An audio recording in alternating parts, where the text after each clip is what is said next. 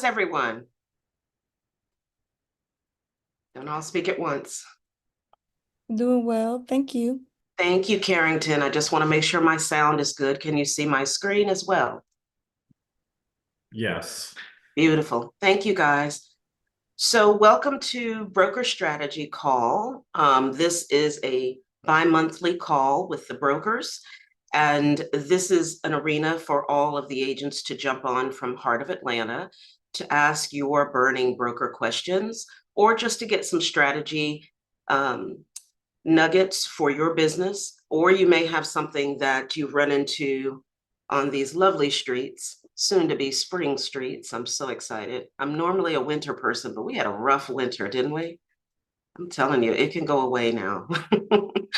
So we will always have a subject matter, but this particular call is specifically for you to ask questions. So if there's something on here that we don't cover, please raise your hand, please unmute, and I will give you the floor. So we're going to go ahead and get started because we have a couple of things to talk about. Before I get started, is there anyone on here that would like to kick us off with something that's burning in their mind?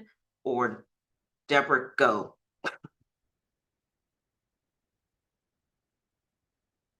I'm going to take that as a Deborah go. All right, let me share my screen. And please, someone let me know that you can see it.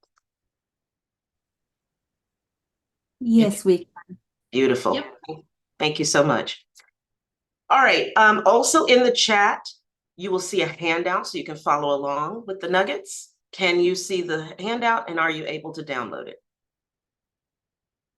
Sometimes in Zoom, you put it in early and then you have to put it in again. So make sure you can reach it. I can't see it. You can't see it? Let me just do it one more time. Mhm. For some reason, it does that, and I'm not quite sure why. I need to ask the Zoom people. Let's see if I can do it again. All right, take a look now.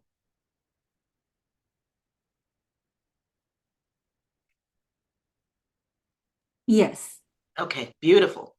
All right, I want to start off by giving you a nugget. If you're not from the Midtown office, I'm not sure if your office has made you aware that in light of all the things, buyer compensation and lawsuits and so on and so forth, within AR, and I have a lot of these designations, but I don't have this one and I plan to get it. I didn't get this one on purpose because I feel like I do a really good job doing what I've taught people in the Midtown office as a CTO, come into the office. Now we live in a different world now where everything is done Zoom and sometimes in the office and sometimes at Starbucks and so on and so forth. But when I started in the business, you came to the office, period. There was no Starbucks. There was no meeting anywhere unless I was coming to your home or something like that. It was, you made an appointment at the office, sat down in the conference room with me, and I went over buyer's agreement, the contract, how much money they needed to have, what a big breakfast they needed to eat on the day we were going out, because I don't stop for lunch, and how the day would go. And they would get pre-qualified right on the spot because my husband was a loan officer at the time, or they could use the designated lender in the office. That's my system, has been for 28 years, and I've never deviated from it, including with investors. So I never took this ABR because, not that I know everything, I just felt like I didn't really need to do it because I learned from a very good broker how to sit down with buyers and get that buyer brokerage agreement signed. So ABR is now allowing you to take this ABR designation for free. For those of you that think your board dues are not at work, this is one of the things they are giving back. We do pay a lot of money every year. And if you're not attending their classes that are free, yes, you do have to put a $25 deposit, but that deposit is because we had so many agents years ago that would take up a space and then not show up. And then the wait list, you couldn't get in. So now the reason they charge that $25, which they refund back to you after the class, was just to hold your seat and make sure that you would attend. And then if you don't attend, they keep the $25. So I don't know if you knew that or why they were doing that. That happened, I don't know, 10, 15 years ago. So your board dues at work, NAR, offering you this ABR. You just, if you don't know your NERDS number, and if you're a new agent, you will receive that once you pay your board dues. So if you don't know yours by heart like I do, I'm just a freak of nature, I do, then you will go into NAR and go under classes or go under designations, and you will see it. The first class, I am taking it. I think the first one is March 12th. I could be wrong on that, but it normally costs $295, and now it's free for you. Okay, so does anyone on the call have the ABR? Nope. Nope, but you will by the end of the month, right? You might as well, and I'll show you why. Yep. You also want to go to a site called competition.realtor. I know that seems weird, but realtor is like a .com thing if you chose to. Also take your free opportunity to get that. I don't think it's free anymore, but when they first started with this extension, it was free for quite some time. That's been a couple of years ago. But competition.com, if you go there, or .realtor, there are 179 ways to show your value. And we've been talking about value, buyer's agreements, what's your unique proposition in this market that outshadows maybe someone else they're working with, that doesn't have any rhyme or reason why they're doing what they're doing. I would advise you to take a look at this and create your unique value proposition. I would post not this form, but I would post a tab on your website or in your social media. What do I do? You could make a video for those of you that are of the video babies. You could put this into the form of a script and put this on social media. You may say something like, I'm giving away some of the things I'm thinking about, is you may have heard some things about buyer compensation. Let me explain 179 ways why that's important to you. Okay, because the video should be made about them, not about you. No one cares. I have a lot of designation behind my name. No one cares. What they care is that I care about them. And if 179 is not enough for you, there's 105 more ways that an agent, where you can show, Carlin's laughing, and there's more. Wait for it. 105 more ways. So take a look at both of these. They're in your handout. And if you don't see it, go to NAR or go to competition.realtor, and you can download both of these. All right. So now that we've talked a little bit about compensation, I promise this whole thing won't be about compensation, but I wanted to start that way because that is the conversation right now. Compensation, flat fees. There are ways we get paid. We get a percentage and we also get flat fees. There's a difference. So I wanted you to understand what is the difference, and it's right here. So I have been also mentioning in classes that I've taught, and I've got a contract class coming up this month, that maybe you ought to start thinking about, if you run into these situations with buyers and or sellers, do I charge a flat fee? Because you will have situations where a buyer cannot pay your commission, and they want you to take them, around 285 15 times. And that costs money, time, wear and tear on your car, and gas. And if they don't buy, we all know we don't get paid unless they're buying something and there's a successful closing. All right. They can buy something, you can sit at the table, but like I always like to say, until my favorite teller says, welcome back, it's not a closing. All right.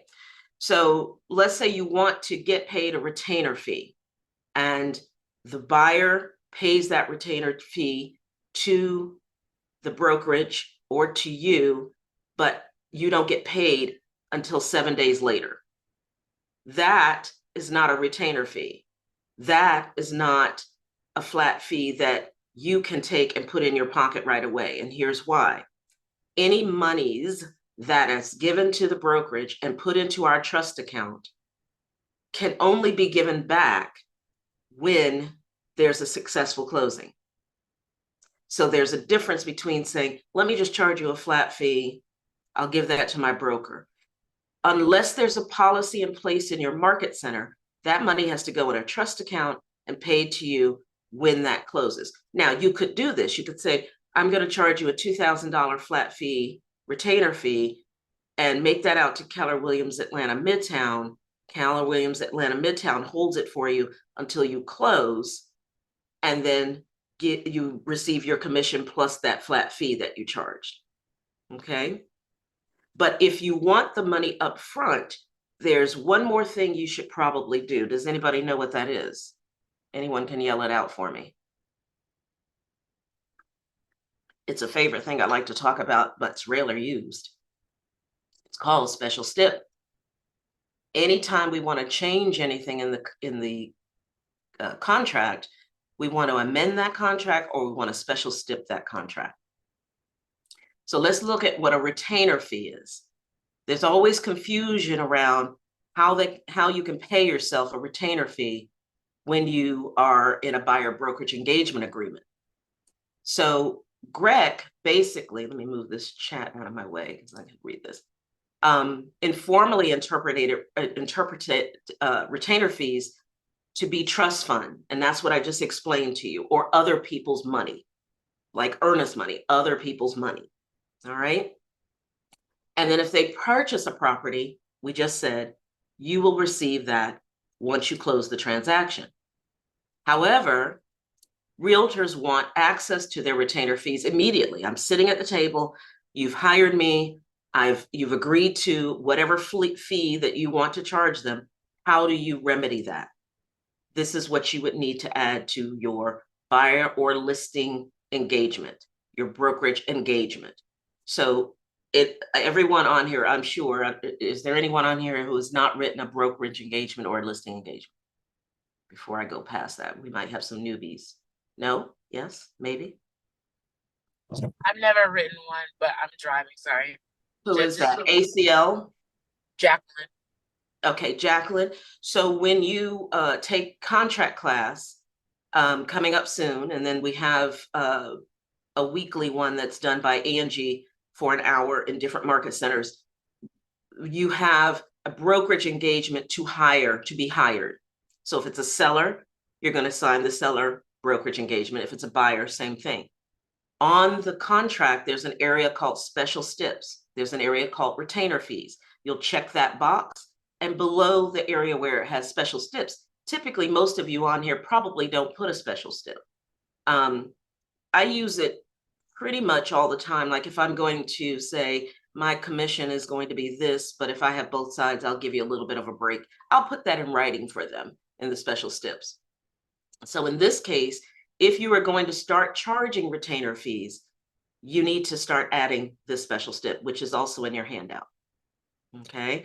And all it's saying is, instead of this money going to the brokerage, the money is now considered earned, because money we put in our trust account is not earned yet until the closing. This money is being earned when you sit in my CETO meeting, come into the office meeting. Does everybody understand that? Any questions? Now you'll notice to the left there, my left, I've put an asterisk to check with your market center and what your policy is. We've already, determined that in Midtown, but for the others that are on calls from other market centers, check with your MCA and your team leader on how retainer fees are handled. Don't let anyone tell you you can't charge a retainer fee. You have the right to do that, or we wouldn't have a box on the contract. Questions, comments? Yay? I do have a question. So I'm seeing this last sentence that says, no portion of the fee shall be rebated to the buyer or applied toward the purchase price of property at closing. What if you want to charge kind of a retainer just to cover yourself? Let's say $200 for gas, and you want to work out with the buyer. I'll give this back to you if you successfully close. How would this change? You would just change that sentence. Always remember, when we write special stips, we are overriding the pre-printed information. So this is a real special stip written by our contract committee, approved by Seth Wiseman. In the event you want to change any part of this, you can. Glad you, great question, by the way, because typically way back in the ages when I started, we used this a lot. We charged retainer fees. It was $2.99, $4.99, under $1,000. Now I think you need to charge a little bit more. That's just my personal opinion and professional opinion.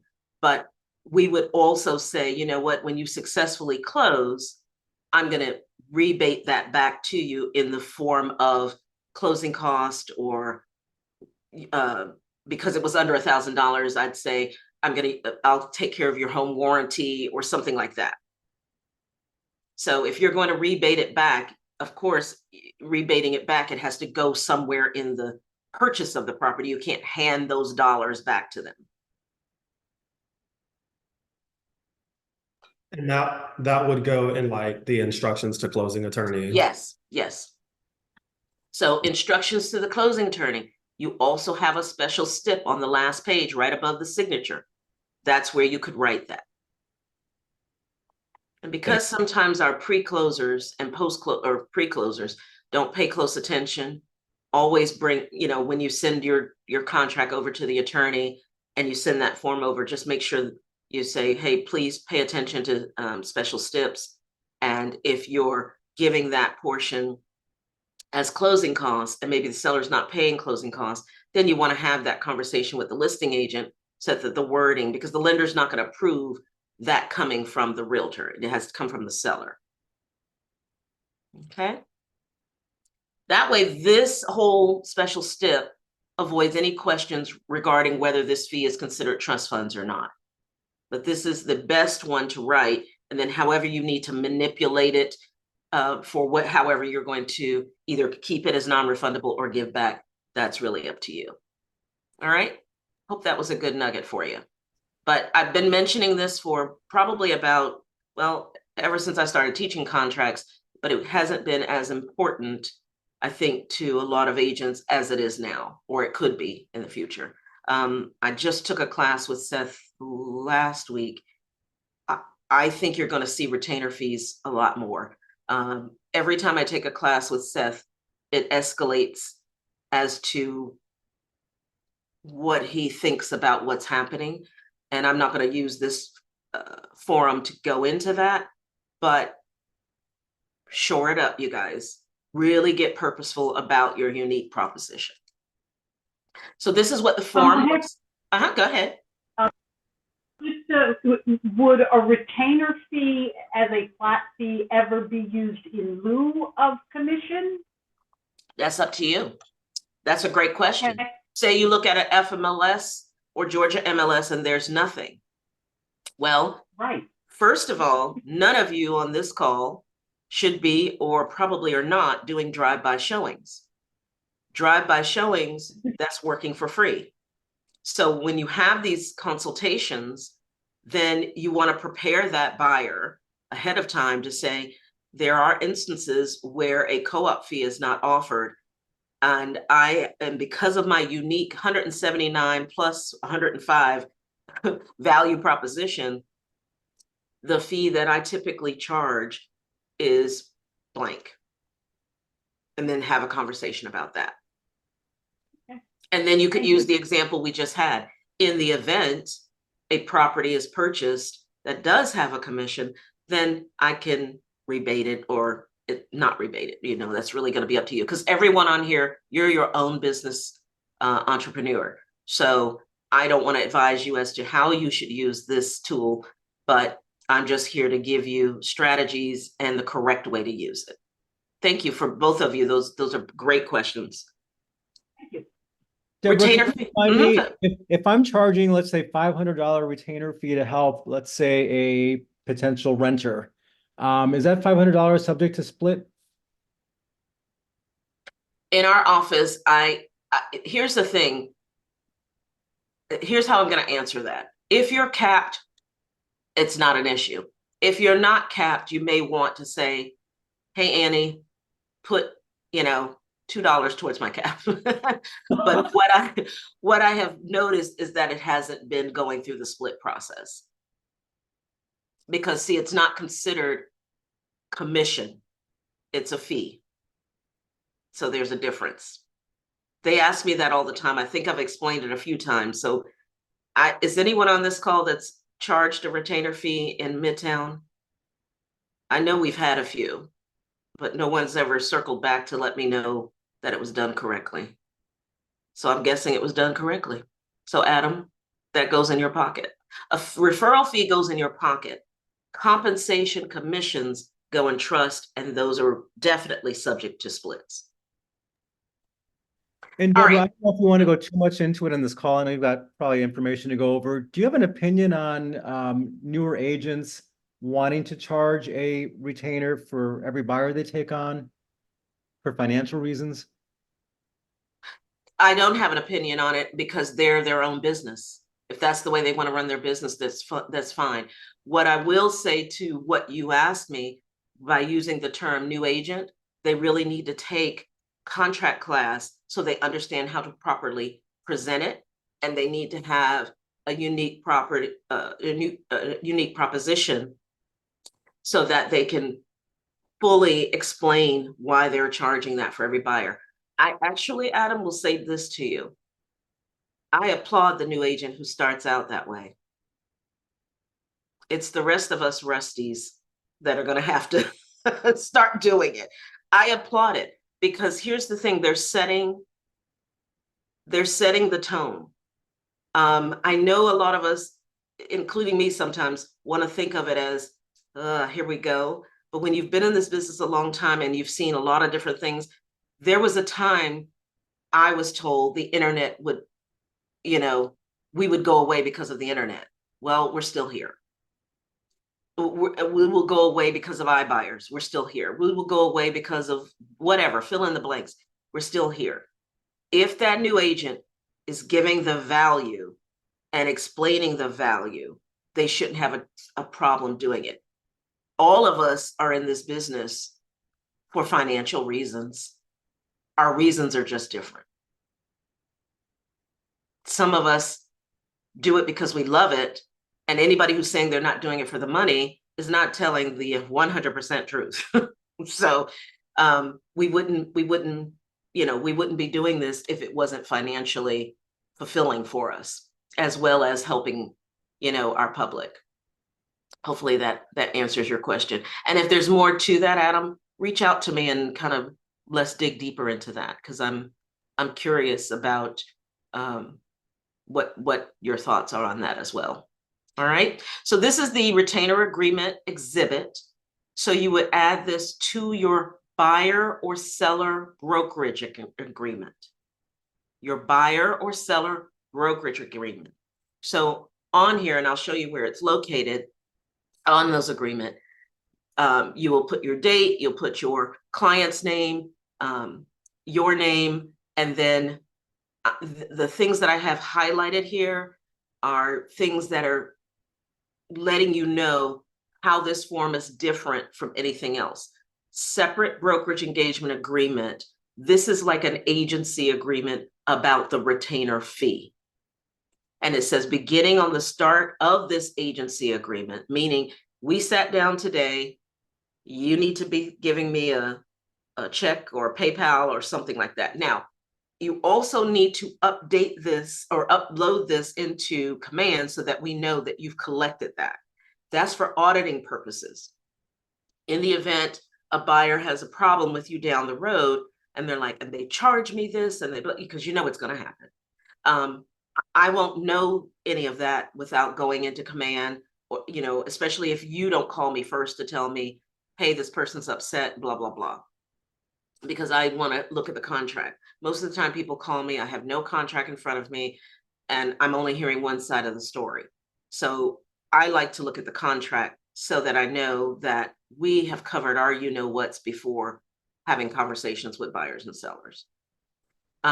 Then it says client will pay this retainer fee. You'll notice I put $1,000 in there, and that will be deemed earned upon payment and does not need to be placed in escrow. Okay. Now, the word broker confuses everyone. We're all licensees of the qualifying broker, but the term broker is used meaning us as agent.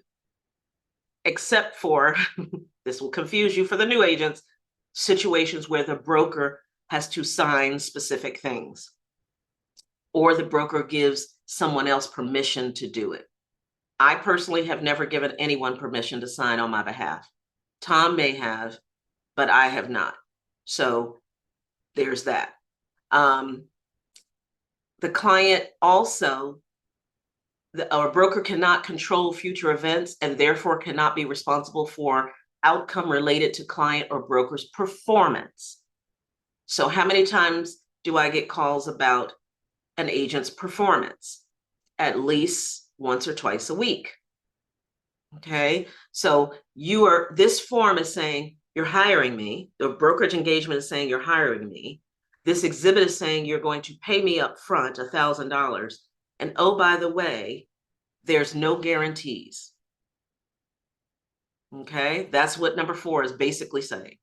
Both parties sign it, and that's part of the brokerage engagement agreement uploaded into Command. Questions about this form? Questions about what I just said? All right, it's clear as mud. All right, so on the seller and buyer and tenant agreement, because that was brought up as well, you will see it's probably maybe numbered different on each one, but hit my button, sorry. You'll see the retainer fee exhibit, it's form 149. You'll exit, give it a letter. And then if there's any special stip, meaning when you pay this, it's non-refundable, blah, blah, blah, you can add that here. Okay. We also have a special stip. Let's say the buyer says, I don't want to be sought out to pay you a commission at all. I want to just see, properties that only have these type of offers to you or anything like that. Sometimes you may, in your consultation, have a buyer say, how can I guarantee that you're not going to ask me to pay? We have a special stip that was written last year that says no commission owed by the buyer. You can add this also to the buyer engagement agreement. However, when you're having your consultation, you are more than welcome to explain the process. When I did my CTOs, I explained the process. I used to tease everyone and I said, this is how I work. And it caught on. And so when people met me or referred to me, they knew, oh, this is how you work. And this is how I work was really explaining my unique value proposition to them. They got a copy of a marked up contract. I didn't give them the GAR form, but I gave them just highlights of the contract. Make sure you have earnest money. Make sure you're going to do an inspection. Time is of the essence. You've got to get, all the things that are important in the contract to keep it flowing were highlighted. And then what I would do is then let them explain to them that I would be compensated in this particular way, because they would say, well, how do you get paid? Especially someone who may have been coming from another state, and that was different in their state. And I would let them know typically, and not standard or anything, the word is typical, typically a seller agent will offer what's called a co-op commission, and that is advertised. You will notice now on a lot of the platforms, Zillow, Redfin, Trulia, all of these platforms, our commission is now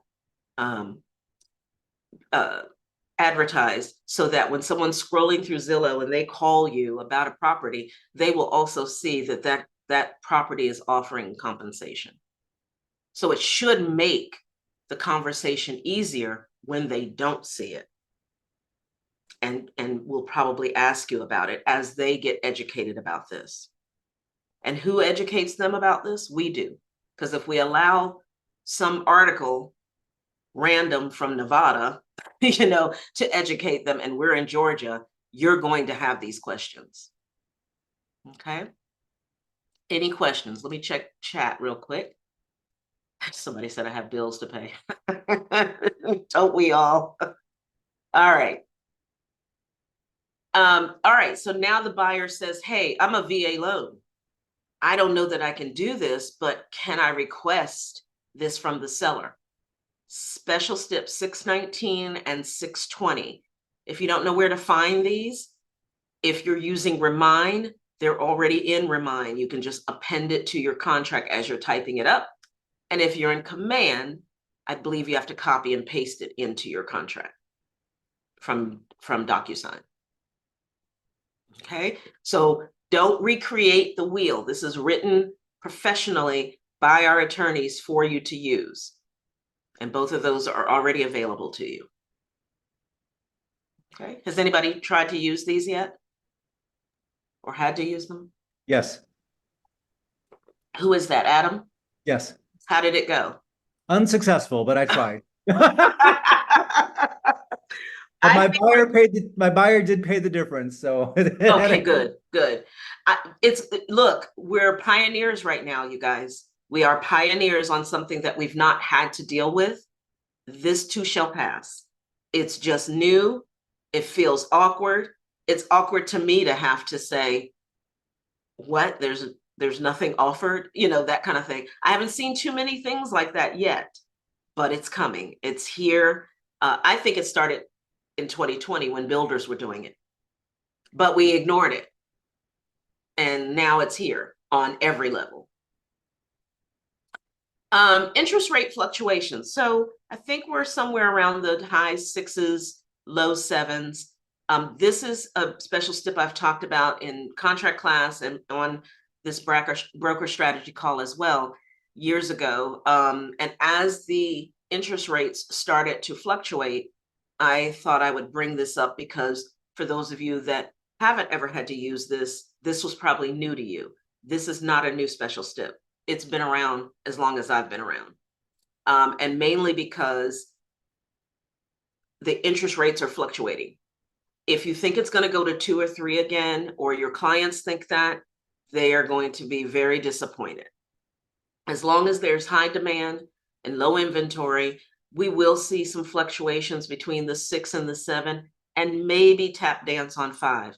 I just don't think we're going to see that 2 or 3 in our career again. Now, how do we use this special step?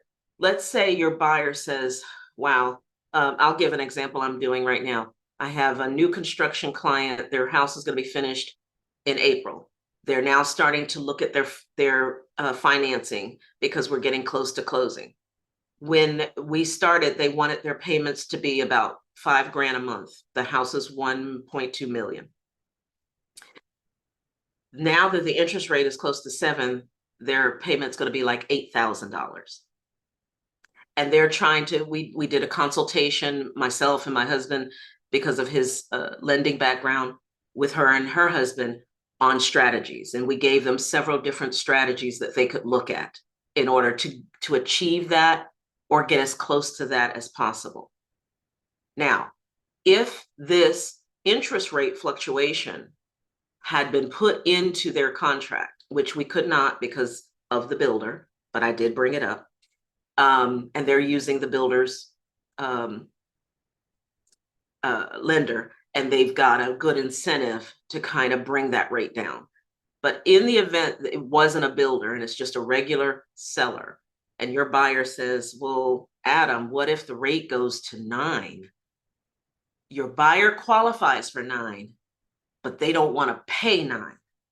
They're good with maybe paying 7 or below. This would be a special step that you would add to your purchase and sale contract and special steps. And basically is what it's saying is, if this interest rate rises quickly for some reason or fluctuates for some reason between now and closing, you wouldn't be obligated to close on this deal. If you're the listing agent, you want to watch out for this and explain to the seller that if their rate goes up, even though they qualify for it, we've agreed that they don't have to close. They want it to stay within 2% of whatever was quoted to them.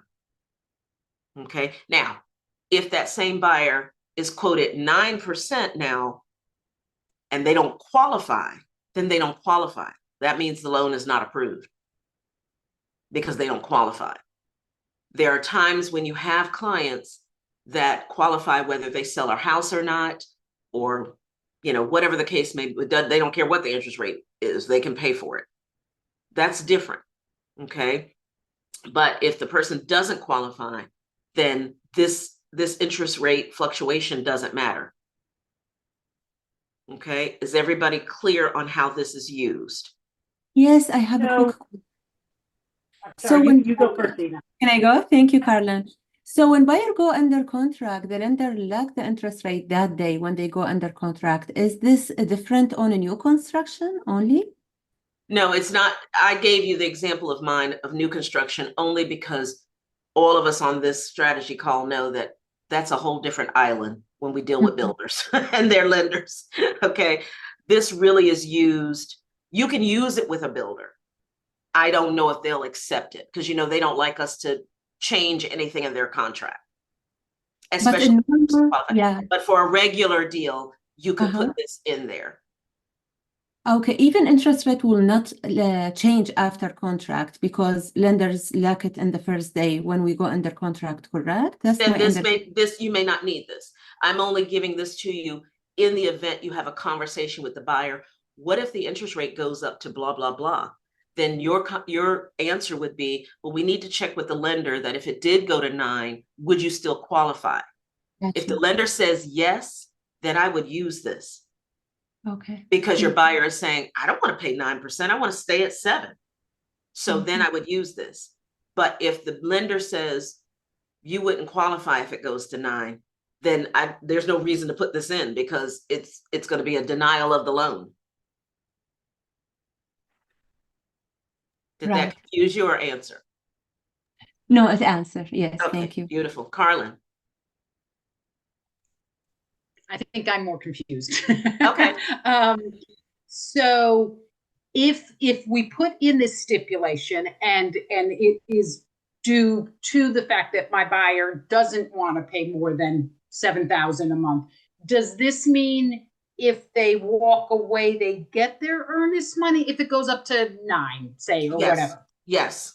It Yes. does. Okay. Yes. Okay. Yes. This does protect them. Okay. Yes, this is what protects you. That's why I want you to know this exists. It has existed for quite some time.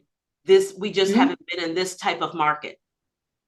And so now this is a way of protection when you run into this, because what'll happen is we're the knowledge keepers to write a proper contract.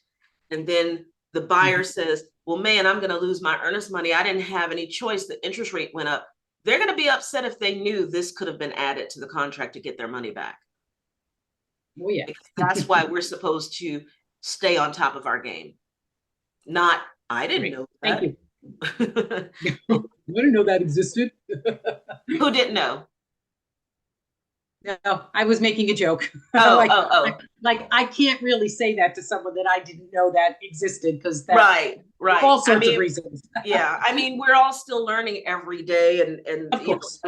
as everything changes, we have to relearn it and get rid of certain things and put new stuff in our heads. So it's hard sometimes. Here's another great special stip that I don't think we're using enough, and it's been around for a while. This is a good one. I don't mean to keep calling on you, Adam, but you do a lot of high-rise, mid-rise in the Midtown area, and you are probably well aware, more than me because I don't, of developments that don't qualify for FHA or VA. And usually when that happens, it's because the HOA has allowed more tenants than homeowners. And to protect those FHA and VA buyers, they may or may not approve a loan in those communities. So one of the things that, especially for you newer agents that are not aware of whether building A or building B on Peachtree is approved, number one, you can ask, but sometimes even that listing agent doesn't know or didn't know. Sometimes the homeowner didn't know. The best thing to do is ask your lender and say, let me give you this address, could you check? Or you can go to the HUD.org site, and there's a place for FHA where you can type in the subdivision and it'll tell you whether their credentials are up to date or whether they've lost that ability to host FHA and VA loans in their community. So to protect your buyer, okay, because I've had agents call me, the buyer lost their earnest money, even though the seller didn't know that their community no longer allowed FHA. Everyone wrote the offer, everyone accepted the offer, knew it was an FHA deal, but no one checked to see. And if you'll notice, it says buyer may terminate this agreement upon notice to seller and receive a full refund of the buyer's earnest money. Most of the agents that have, no, all of the agents that have called me about this scenario, their buyer lost their earnest money. When I asked about this, did they use the special stip? I didn't know this existed. Okay, you are now being told this exists. All right. The other thing that comes up with delay in closing, all right, receiving that condominium questionnaire. I know there's many of us, including myself, where it has taken, I think a few years ago, a community in Mableton, and it still has its issues. It took 10 contracts before I could get the condominium questionnaire. And you know when I finally got it? The last buyer that actually bought the listing paid cash. Every loan I had, the other 9 were loans. We could not get this condominium questionnaire. Luckily, it was one of my investors from South Africa, his home, and we were selling it, or one of his properties, we were selling it. And he just said, go ahead and give them their earnest money back. It was a mutual agreement. But we had the hardest time getting this condominium questionnaire back. This protects your buyer. That if you can't get this thing back within a certain amount of time, then we're getting our earnest money back. And if you have any type of condo you're writing, I think you should have this contingency, because these management companies are not regulated. I mean, it is also your RPAC dollars that you pay when you pay your board dues at work, trying to get these. This has been since the 90s trying to get them regulated. And it's still out of control. They charge whatever they want. You know, it's crazy time. I won't get into that. But if you use this contingency, this protects your buyer. If you're the listing agent and you see this, I wouldn't say, no, you can't put that in there. I would try to help that situation get the questionnaire as quickly as possible. Now, this is important for the lender to see as well, because sometimes the reason that the earnest money was lost is because the lender didn't request it right away. In my professional opinion, as soon as you guys go under contract and you give a copy to the lender, they should be asking for this questionnaire, because it could take 30 days to get it. Okay, so if you don't have that on your checklist of things to do, or your transaction coordinator doesn't have this on their list of things, you need to add it, because this is another big reason people lose earnest money. Questions about that one? We're living in a world of a lot of wholesaler investors and investors that are buying properties that have tenants in them. Anytime I am showing a property and the buyer says, you know what, I'm okay with the tenant staying for the next 6 months, and it's okay with my lender, and so on and so forth. There's a lot of different reasons if it's a regular buyer versus an investor type buyer. So if it's an investor type buyer, I always, this is part of my checklist, add this special step in. Why? Today is this 4th of the month. Let's say we close on the 8th.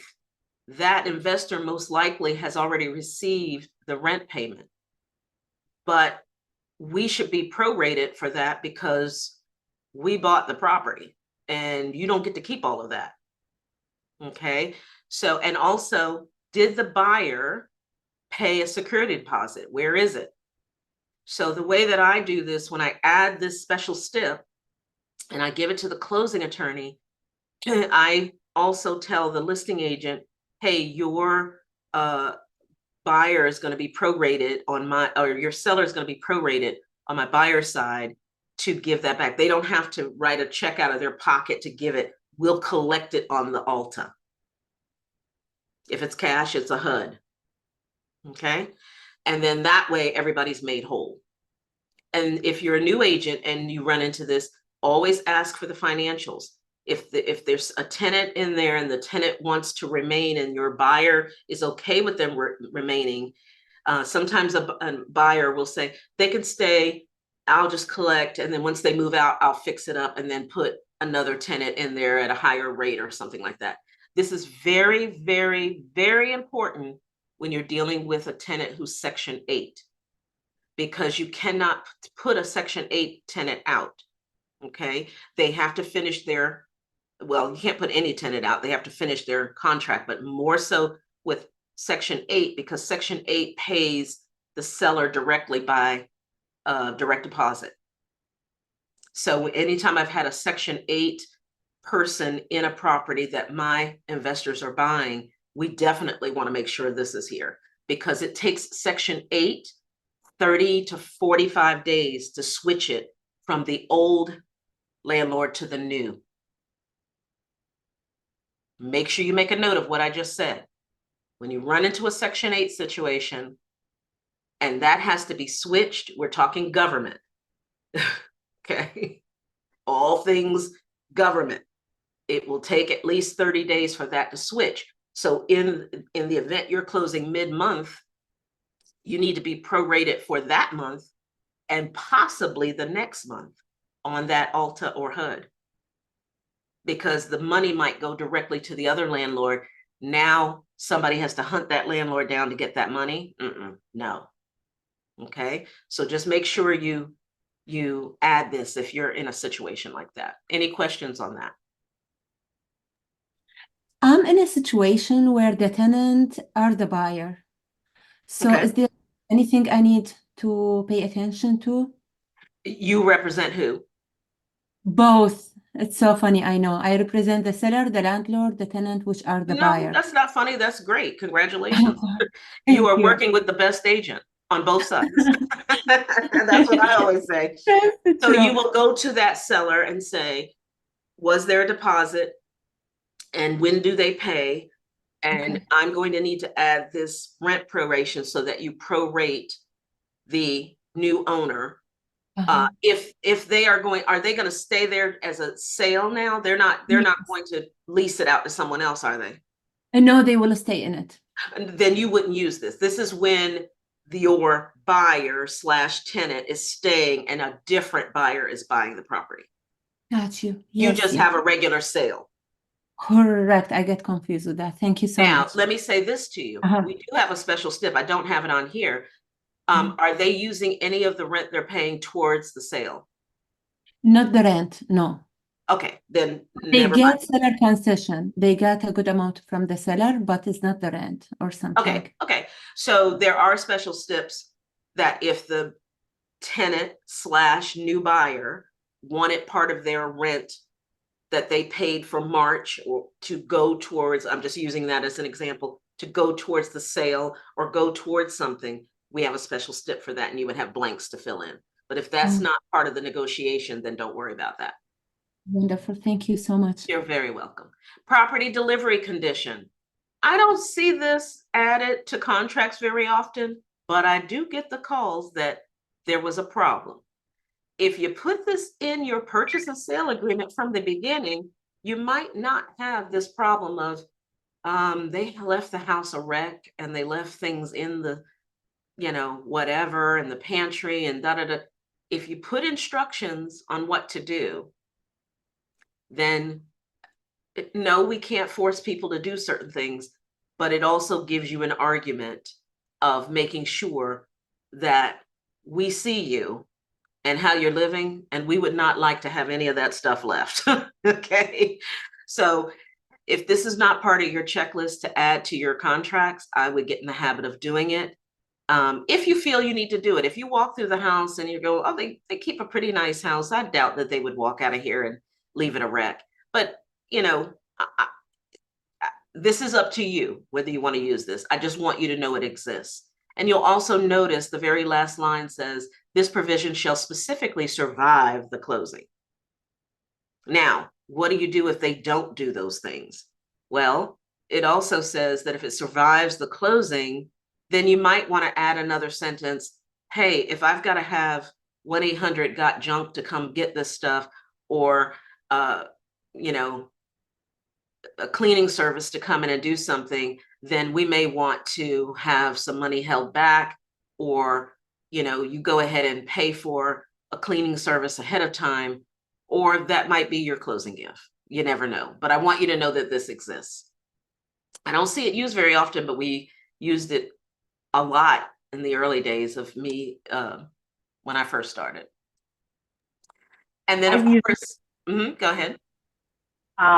What temporary occupancy I've started using this for, and also collecting $500, $1,000, whatever, to clean up, just because I have that experience. Yes, so we all have. That's why I don't know why we're not using some of these things, because people don't know.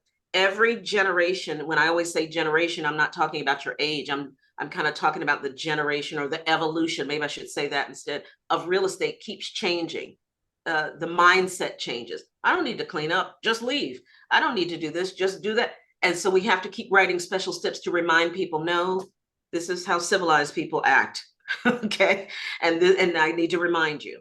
So based on this particular special step, delivery condition, you can also say, all right, it's time to close. We did a walkthrough, and now we have some unfulfilled conditions that you need to amend, and you could use this. Or you could put it in the contract right away to say, you know, if you don't complete this, this is what's going to happen. And this is, you know, the seller within so many days, or the buyer so many days, that they need to amend this to survive the closing. So you get to closing, you do your walkthrough, and you find out this wasn't done. They didn't patch the walls where they were hanging things and paint it. This is an unfulfilled condition amendment that you could do. Okay. Special steps, no inspection report during due diligence. This is I have a a quick key for question. me. Go ahead. Sorry, this is from the last slide. Let me go back. During team meeting, probably like a couple weeks ago, someone mentioned that on the disclosure, on the property Yes. disclosure, that they checked that the patio furniture was gonna stay, but then when they did the walkthrough, the patio furniture was gone. So in that instance, could we use this special step to show that the seller did not Yes. leave whatever? And they should have brought that back, or whatever the value. So I get this call a lot as well. There was during Christmas, I had this situation with an agent, and they said that the refrigerator would remain, and they took the refrigerator. And so it was days of helping that agent tell that other agent, could you read the contract, the title of this whole broker session today? You need to bring that refrigerator back. They did ultimately bring it back, because they were not supposed to take it in the first place. So same thing with the patio furniture. Okay. Yeah. Special steps, no inspection report during due diligence. I know that some of you are practicing this. I don't know where you got it from. It's never been that during due diligence, you send the inspection report, say, do all the things on the inspection report. No, you have to do what's called an amendment to address concerns, and you write the items the way you want them repaired, meaning the buyer, not you, but the buyer would like them repaired.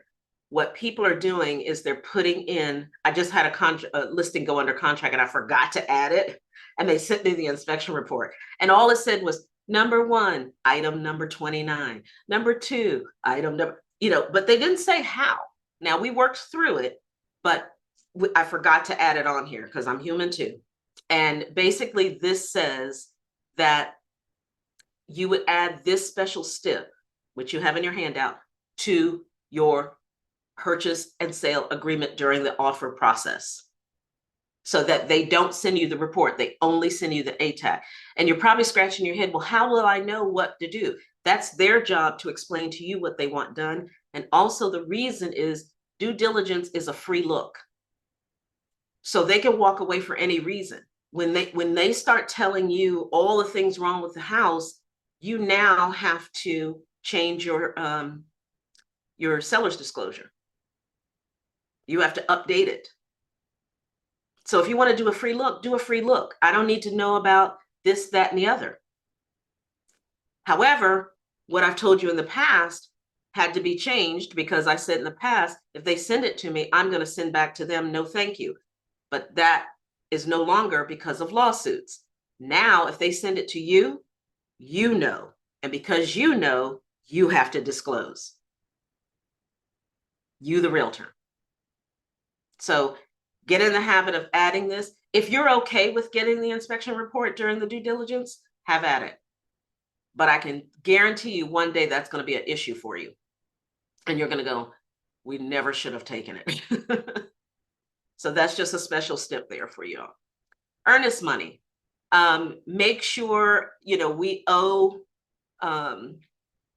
we don't do fiduciary in Georgia, but when it comes to attorneys, they do owe fiduciary. And in cash transactions, if we are allowing the attorney to hold the earnest money, which I do quite a bit, then if there's a dispute, their fiduciary is to the buyer, especially if it's cash. If it's not cash, it's to the lender in the state of Georgia.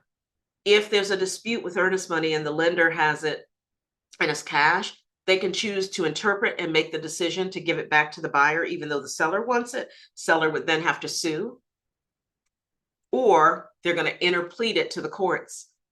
And it could be a $2,000 earnest money, which you and I both know, just an attorney, to retain our attorney for anything in our market center, it's $5,000 right off the bat. So those kind of things you need to understand so you can explain that when the buyer or seller kind of get their, you know, feelings hurt and they want something, you've got to explain to them, okay, I agree with you.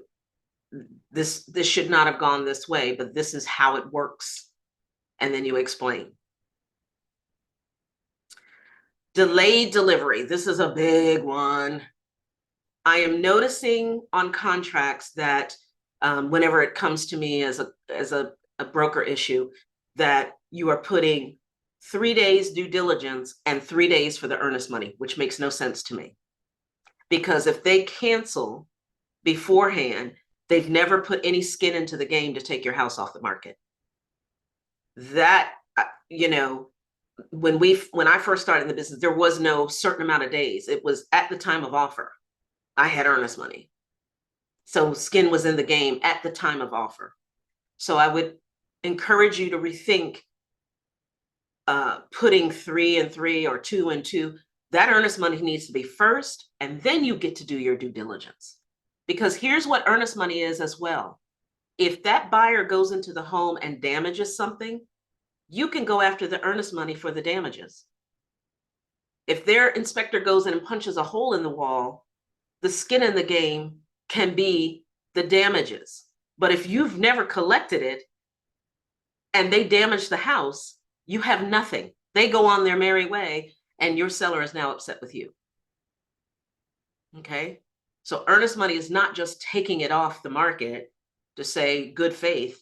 It's also, if there's ever damage, you can go after the earnest money to pay for that damage and say, you know, to fix that wall back is $250. You've got a $2,000 earnest money. We want $250 of that $2,000. Referrals, another one. When you give a referral, so let's say you're working with a seller's moving to Maryland. Hey, I know a great agent I met at family reunion. I'm going to refer you to, you know, Donna in Maryland. Well, the seller is authorizing in the listing agreement that you are referring them. Okay, so that is an acknowledgement when they sign this agreement. You then talk to Donna to say, I've got, you know, Tom here in Georgia who is going to be moving to your area and I'd like to refer them. But you want to make sure that the seller knows, because they sign this, especially through your CTO, you're coming to the office meeting or go to their home meeting, that you're going to be referring them. So don't skirt over that, you guys. I just had a situation this weekend that was a little confusing about another agent being paid in another state, and the person who bought with our agent here was not happy about it because they said, I never spoke to that person, and so on and so forth. So be very clear and transparent about referrals. This is the referral form. This is an example. This form was changed. If you'll notice here, this is a double transaction. So I just got notified this morning that my referral from Texas has arrived. That is for the purchase. Now that agent will list their previous home because they didn't have to sell it to buy. Now they will list that home, and I'll get another referral whenever that house sells from the same person. And I sold their house when they lived here and moved to Texas. So that's 3 transactions, you guys. Pay attention to those good referrals. And also remember that if that agent sells in-house, meaning they get both sides, you want to ask for a different referral. You might want to say, well, I want 50% if you sold it. But if it's you and another agent, I want 25, 30, 20, whatever your number is. Okay. Check with your market center if there's any issue on how you handle referrals. And if there's a dispute, a broker is supposed to sign your referral form. The reason being is we are the receiving broker and the referring broker, because we're the ones paying you guys in this particular situation. And if there's a dispute, guess who's going to get on the phone to collect your money? So make sure that you're doing that properly, because there have been situations where brokers didn't pay, which is unfortunate, because to me, referrals are gold. Okay. Always check in with the agent to see how things are going. Check in with your client to see how things are going. I always tell my referrals, if you're not happy with the person that I've assigned to you, then let me know so that I can, have a conversation. Listing referrals for out of state. This would be, you would use this form for a listing that you're sending out of state. And this would be for a buyer or lease that you're sending out of state. So we have 2 different forms. Okay. Questions? We made it. Questions, comments? We're only 3 minutes over. No? Was this helpful?